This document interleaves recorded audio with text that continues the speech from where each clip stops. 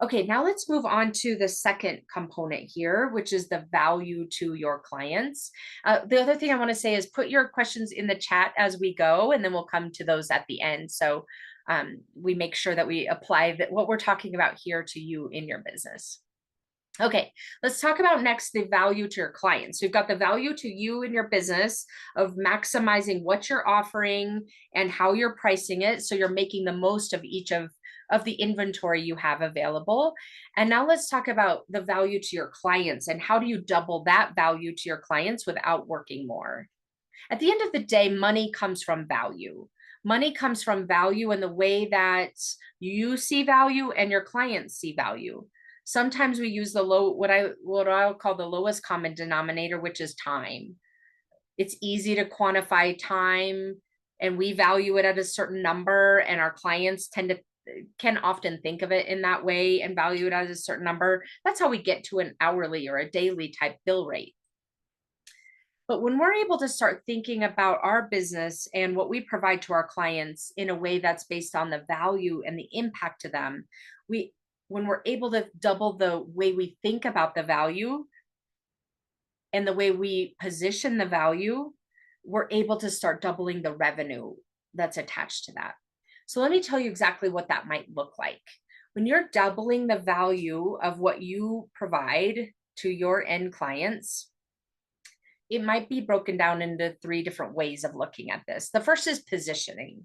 So it might sound like when you're thinking about your value right now, when you're thinking about what you provide to your clients, your positioning may be more in the range of tactical, or that you're learning. You're still, maybe you're newer as a consultant, and so you're learning and figuring out how to operate as a business owner and as a consultant, when in fact you may have 20 or 30 years of experience in corporate that you're not somehow counting because it wasn't in a consulting capacity.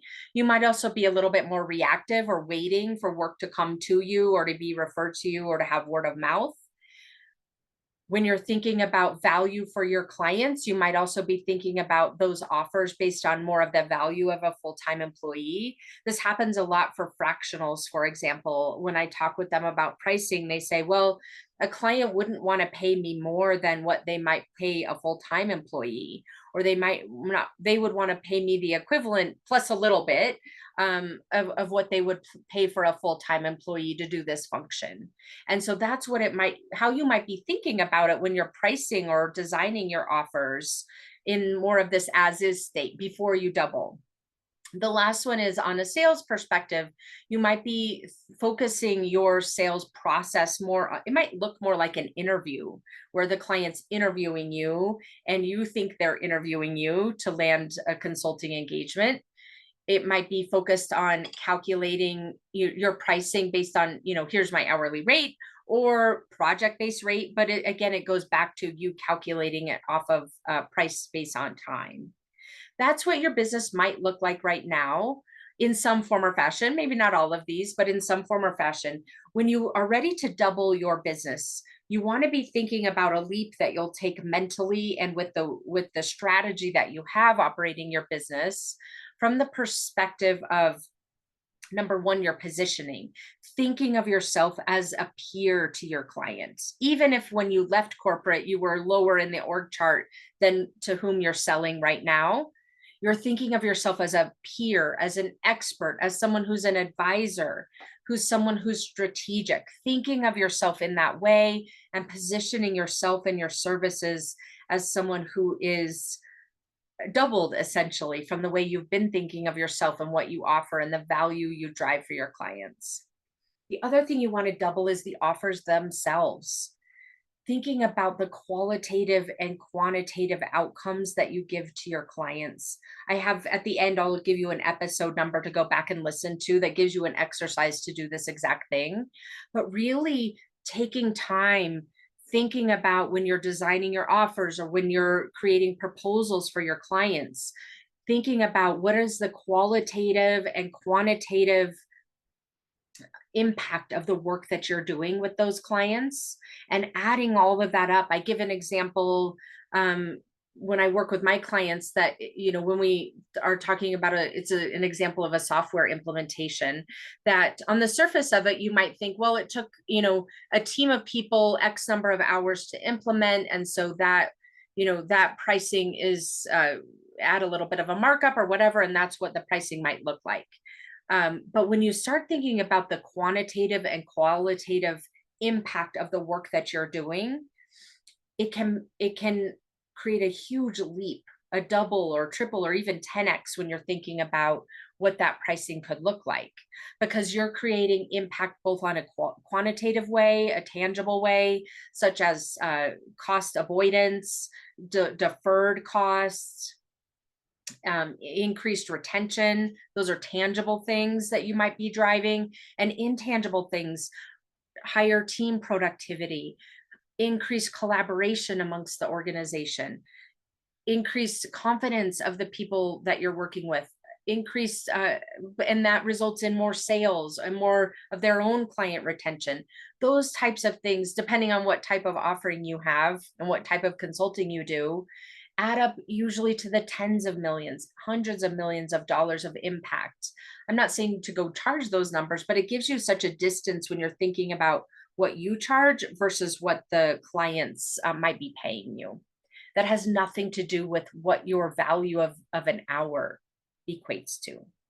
And then finally, when you think about doubling the value of what you provide, again, this isn't about you adding more features or adding more things to what it is you're offering to your clients. It's about you repositioning in your mind the way that you think about what you do for your clients and why it's valuable to them, so that then you can help them to see that through your sales process and through the way that you interact with those clients once you're working with them. And that leads us to the sales component of this, which is when you've got a doubled sales process here in terms of driving and illustrating the value of what you deliver, you would have a sales process that's centered around understanding and calculating the benefits to the buyer, meaning your discovery process really uncovers what is the business driver for this work that you want us to do. How will you measure success? Why hasn't this worked in the past? What is the cost of it having not worked in the past? So that you can build up that understanding, mutual understanding, and as well as help have those inputs for your own pricing. So that's what it looks like when you think about doubling the value for what you're providing to your end clients and the way that you're positioning it and proposing it and selling it. Let's talk about, before we move on to the third step, the 5 obstacles that I often see when I'm working with consultants on doubling their value. The first is thinking like an employee. A lot of times it goes back to that example I gave you a minute ago, which is thinking like an employee and equating everything to what might be how much might this cost if they were hiring an employee to do this work?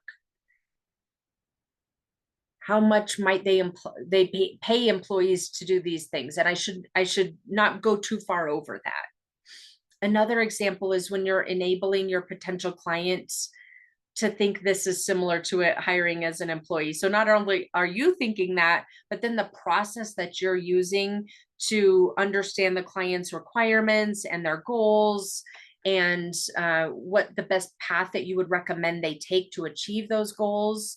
When you're approaching this, for example, as an interview process instead of a sales process, then you're helping them to see you in that way as a fractional type of an employee or a subcontractor or a staff augmentation type of a resource, versus them seeing you as the expert that you are, and them seeing you as someone that they would have attach a lot more value to as a result of that.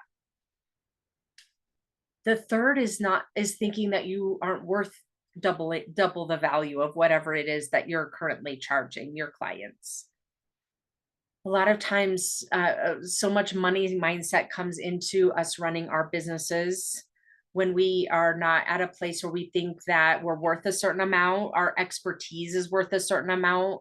where we think we don't need a certain amount of money, or where when we think I was working with someone earlier today. She told me that if, in her minds, she had realized she was thinking that she's a bad person if she wants to make over $1 million. Like, these are all things that we learn in society in some form or fashion. All of us have different money mindset things that are running our thought processes. And it's really important to uncover whatever that might be for you, so that you can not, so that it's not a blocker for you doubling your value. And then finally, and the final two are thinking that to provide more value takes more time. Like I was saying a minute ago, to provide more value to your clients, it might actually mean that you're spending less time with them, more crisp time with them. It might mean that you're really fine tuning down the tools that you leverage with your clients to deliver the type of work that they're wanting you and results that they're wanting you to provide. And thinking about how do you get your clients better results faster for them versus better results showing that it takes longer because you think that they would value it more. And then finally, the last bucket here is thinking your clients won't pay more. Sometimes clients won't pay more. We'll talk about how to increase your demand here in a moment, so that those types of clients who simply will not pay more are not part of your business, the pipeline process anymore. But a lot of times when we think our clients won't pay more, this happens so often. I hear from consultants and they say, well, this is just how it works in my industry. Clients will, the top of the range is X, Y, or Z, and they just simply won't pay more, or they're a startup and so they won't pay more. And that is, again, it can be a constraint, but it doesn't have to be. And so for you to start thinking about, in what conditions would clients pay more? Who are the ideal clients who would pay more? And not using that as an external kind of truth, source of truth that stops you from creating a situation where you've doubled the value that you're offering, which means when you've doubled the value, because money comes from value, you're able then to double the revenue in your business and typically work even less than you've been working right now.